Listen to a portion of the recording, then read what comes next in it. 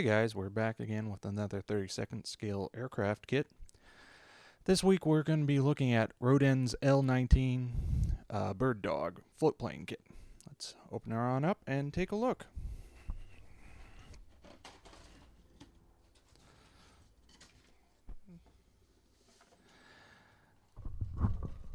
Now, right away, one thing you'll immediately notice is just the size of this kit from the floats. Again, using my hand sort of as a reference, this is a fairly big kit.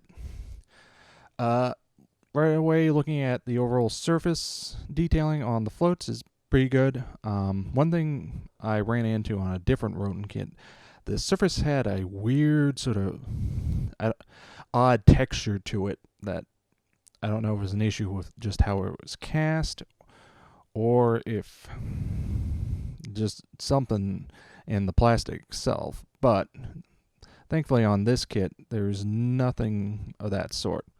One issue I did notice is here on the tips of the floats, there's a weird casting abnormality. So that would require a little bit of cleanup. But other than that, overall casting, all the float parts are very good. Oh, moving on. Next up, we've got a odds and end part, or sprue tree, with all the antennas, the prop, one of the seats, and a couple other little odds and ends. Nothing really jumping out as far as potential issues. Now, one thing I really like about this kit is the engine. Roden did a fantastic job casting this thing. There is a lot of detail packed into a small package. And yeah, you usually don't get this level of detail just out of the box for a plastic kit. Now, at least on my copy, there is a bit of flashing around the cylinder heads. However, since they did cast it as a two-piece assembly, will make it a lot easier to get in there and clean it up with a hobby knife. And that even the cylinder heads do have a fair bit of detail. I don't know if this is going to show up on camera. We'll see. Come on, focus. But yeah, I mean, they did a fantastic job here. Moving on. Next up, we've got our control surfaces, stabilator, flaps, ailerons, and rudder, as well as a couple other odd end parts, plus the cockpit floor. Will say I'm very impressed with the casting quality, as you get very nicely done airfoil, and more importantly, they're all single piece assemblies. You're not going to have to put two halves together. That can always be a bit of pain.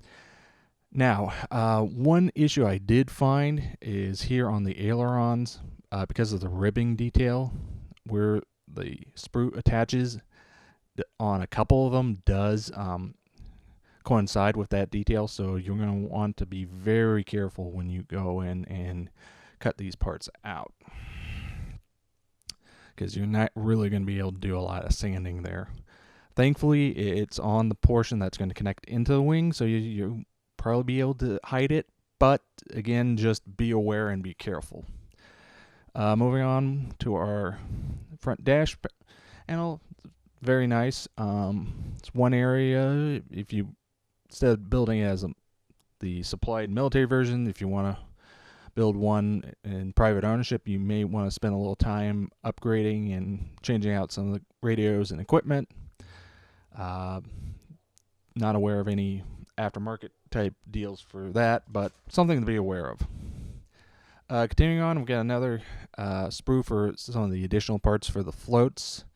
The top, some of the additional rudder controls, and obviously the landing gear for when it's extended on land. A little bit of flashing, but overall much the same casting quality. Got a double sprue of some additional odds and end parts for various control surfaces and all that, plus the wheels. But again, since it's a float plane, these aren't going to be used, but it's nice they include the sprue.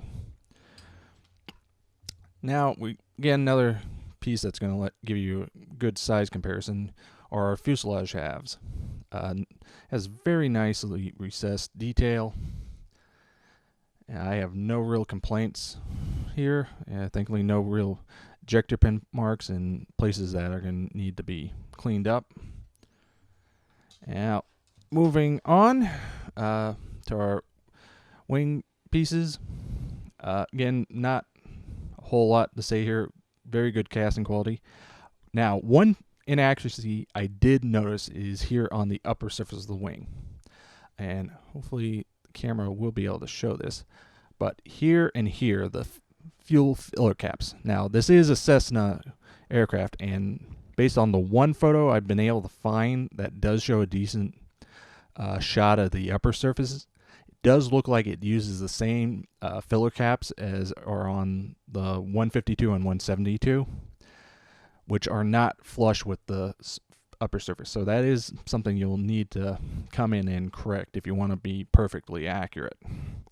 My best recommendation would be cut out a couple of small circles of plastic sprue, or not sprue, pull-up plate, and get a little bit of styrene, and basically make a little filler cap that can just glue on top of what's already there. Do like they did get at least the orientation right, as it is in line with the airflow, so good there, but could have been better. Last up, we've got our clear parts. Found no real problems with them, and they should go on without any real issue. Now, one addition that I do like, they do include these small little rods for some of the antennas. So that's a nice inclusion. So let me get the parts back in, and then we'll move on to the decals. Now, as I previously mentioned, you're only given markings for one aircraft, so that is something you'll need to potentially source if you want to do others or do it in private ownership. I also did notice, on at least mine, on one of the national insignias, a little bit of a white splotching in the blue. It's not that big a deal, but no, it's there. It's one of those things you'll always know is sort of there and be able to spot even if other people can't. Good color registration. No real complaints there other than the one blooper. As mentioned, single marking options for one aircraft. Fairly substantial build out for painting. Now, moving on to the instructions. A lot of the build steps is going to be in building up the engine. It is on the more complicated side, but will look amazing, especially if you do decide to pose it open.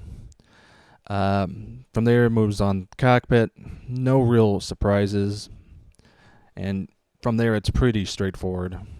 Just buttoning up the fuselage and getting the floats on. But yeah, I mean, this is a pretty interesting little kit. So, overall, obviously, kits like this aren't for everybody. I mean, that's part of the reason why you really do not see float plane kits, period. So, this is one I would say it might be worth it to pick up just because it's so different. And it's also on the bigger side, which you don't see that often. So that was a look at Roden's 1/32 scale L-19 Bird Dog. Pretty good kit, but obviously not going to be for everyone. So until next time.